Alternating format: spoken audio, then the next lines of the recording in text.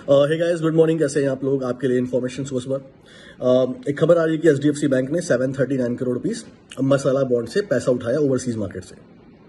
अब 739 करोड़ रुपीस मसाला बॉन्ड से पैसा उठाया ओवरसीज मार्केट से, समझते हैं इसे, ठीक है।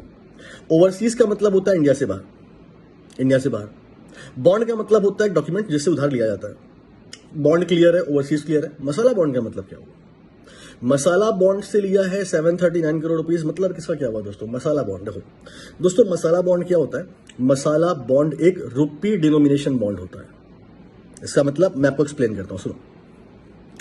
अगर ये मसाला बॉन्ड नहीं है, एग्जांपल लेके चलता हूं, अगर ये मसाला बॉन्ड नहीं है तो इसमें क्या दिक्कत हो सकती है? देखो दोस्तों, अगर आपको पैसा उधार लेना है अमेरिका से, इंडिया के बाहर से, अमेरिका में चलता है डॉलर।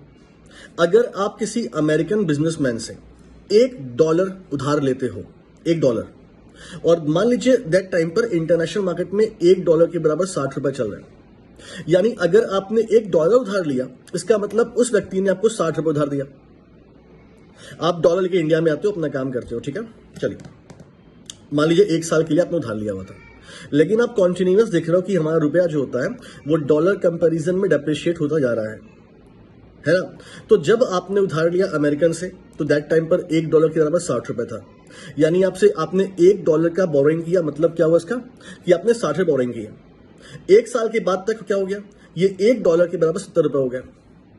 तो अब आपको उस अमेरिकन को 70 रुपए वापस करने पड़ेंगे, क्योंकि आपको $1 वापस करना है, और इस समय $1 के बराबर 70 रुपए हो चुके हैं, तो आप लॉस में चले गए। मसाला बॉन्ड। मसाला बॉन्ड क्या होता है बेटा? ये रुपी डिनोमिनेशन बॉन्ड है। इसका मतलब क्या हुआ? इसका मतलब ये है कि अगर आपको उधार लेना है अमेरिकन से, तो आप उससे क्या बोलोगे? देखो भाई, उधार तो हम लेंगे, लेकिन हम उधार रुपीज में लेंगे, डॉलर में नहीं लेंगे। अगर आज $1 के बराबर 60 रुपए चल रहा है ना, तो हमें डॉलर से मतलब नहीं है, तो हमें 60 रुपए दो, हमें तुम 60 रुपए दो, हम डॉलर में नहीं, हम रुपीज में ले रहे हैं। अब उस बंदे को लगता है कि यार आपकी बॉन्ड में ब्याज अच्छा खासा है, ठीक है, तो वो आपको क्या करेगा?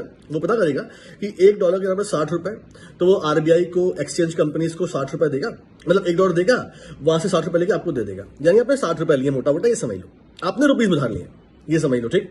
प्रोसेस क्या है वो डीप में हम नहीं जाएंगे, समझो कहानी समझो केवल, ठीक। 60 रुपए आपके पास आ चुके हैं, आपने 1 साल काम किया। अब 1 साल के बाद $1 के बराबर 70 रुपए हो चुके हैं, लेकिन क्या आपने पैसा डॉलर में लिया था? नहीं, आपने रुपीज में लिया था। तो अगर आपने 60 रुपए उससे लिए, तो आप उसे 60 रुपए वापस करोगे, उसे आप 60 वापस करोगे। इसका मतलब ये हुआ दोस्तों कि अगर आपने उससे रुपए मांगा, वो आरबीआई से क्या किया? उसने आरबीआई से $1 के बदले में 60 रुपए लिए थे, आपको दे दिए थे, यानी तब $1 के बराबर 60 रुपए था। आज क्या करना पड़ेगा आपको? $1 के बराबर 70 रुपए हो चुके हैं, लेकिन आपने तो 60 रुपए लिए हैं, तो आपको 60 रुपए के बराबर डॉलर को देना पड़ेगा, मतलब $1 से कम।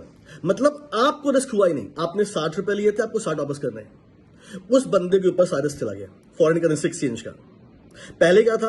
अगर ये मसाला बॉन्ड ना होता, आपने $1 के बराबर 60 रुपए लिए होते, और 1 साल के बाद ये 70 रुपए हो चुका है, तो आपने डॉलर में लिया था, तो आपको 70 देने पड़ते। लेकिन मसाला बॉन्ड में क्या? आपने रुपीज में लिए, तो $1 के बराबर 60 रुपए हो, 70 रुपए, 80 रुपए से मतलब नहीं है, आपको 60 से वापस करने हैं बस। ये होता है मसाला बॉन्ड। आई होप कि आपको ये इन्फॉर्मेशन क्लियर हो चुकी होगी। What is the meaning of masala bond, एक बार देख लीजिएगा, ठीक है। Thank you so much.